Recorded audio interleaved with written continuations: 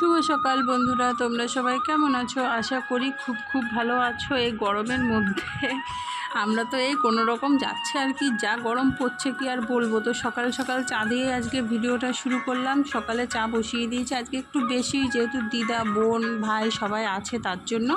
তো সকালে লিকার চা করবো, দুধ চা তো এই গরমের মধ্যে কেউ খাবেও না, আবার খাওয়াও উচিত না। আমাদের বেশিরভাগটা লিকার চাই হয়। তো চা বসিয়ে তারপর আমি এখানে লবঙ্গ, গোলমরিচ, আদা একটু থেতে করে নিচ্ছি। শুধু জল চিনি দিয়ে ফুটালে না সেই চাটা অতটা ভালো লাগে না, এগুলো দিলে চায়ের বেশ ভালো লাগে, বেশ স্বাদটাও পাওয়া যায়, একটু ঝাঁঝ বেশ হয়। তো চাটা আমার ফুটে গেছে, তারপরে দিয়ে দিলাম একটু বিট লবণ। তো আমার চা প্রায় হয়ে এসেছে, দেখো কালারটা কিন্তু একদম চেঞ্জ হয়ে গেছে। আমি কিন্তু চায়ের রেসিপি শেয়ার করছি না, আমি এইভাবে লিকার চাটা করি সেটাই আর কি তোমাদেরকে বলছি।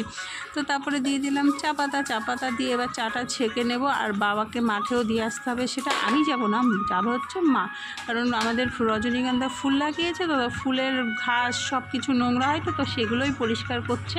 তাই চা আর বিস্কুট দিয়ে আসবে মাঠে, আর খাওয়ার টাইম হলে পরে বাবা চলে আসবে। তো এদিকে চা আমি ছেঁকেও নিচ্ছি। চায়ের কালারটা কিন্তু খুব সুন্দর হয়েছে, দেখো হেভি লাগছে দেখতে, কিন্তু বেশ লাল লাল। তো চা মা ছেঁকে এবার সবাই মিলে খেয়ে নেব। আর আমাদের সকালে চাটা সবাই আর কি মুড়ি দিয়েই বেশি পছন্দ করে, তো মুড়িও নিয়ে নেব। তো মুড়ি দিয়ে চা খেয়ে, আর আমি অত মুড়িটা খাই না, আমি দুটো বিস্কুট দিয়ে চাটা খেয়ে তাড়াহুড়ো করে আবার রান্না বসাবো। তো তারপরে চলে এসেছি, সকাল সকাল করব বড়া। এখানে হেলেঞ্চা পাতা, চালের গুঁড়ি, বেসন আর কি, চালের গুঁড়ি দিলে তো বড়াটা মুচমুচে হয়, আর একটু পেঁয়াজ। আরেকদিন করেছিলাম, সেদিন নিরামিষ ছিল দেখে পেঁয়াজটা দেওয়া হয়নি, আর আজকে পেঁয়াজটা দিলাম।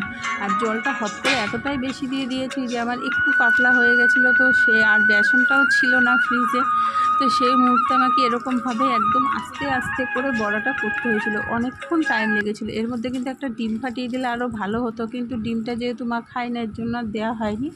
দেখো ভালো করে মাখিয়ে নিয়েছি। এই পাতার বড়াটাই বেশি ভালো লাগে, শাক করলেও তিতা লাগে, কিন্তু তাও ভালো লাগে। তো তারপরে বসিয়ে দিয়েছি আমি কড়াই, দিয়ে তেলটাও গরম হয়ে গেছে। আর এটা বড়াটা আমি সরষের তেলেই করছি, সাদা তেলে করছি না। সাদা তেল ছিল, কিন্তু সরষের তেলে আমি বললাম কুমড়ো ফুলের বলা হলে আমি সাদা তেলটাই ব্যবহার করি, যেহেতু ছোট ছোট বড়া করছি, তো তাই ভাবলাম সরষের তেলটা দিয়েই করি। যেহেতু সরষের তেলটা আমাদের কিনতে হয় না, আমাদের মাঠেই শস্য হয়, 1 বছরের শস্য আর কি ঘরেই রেখে দেওয়া হয়।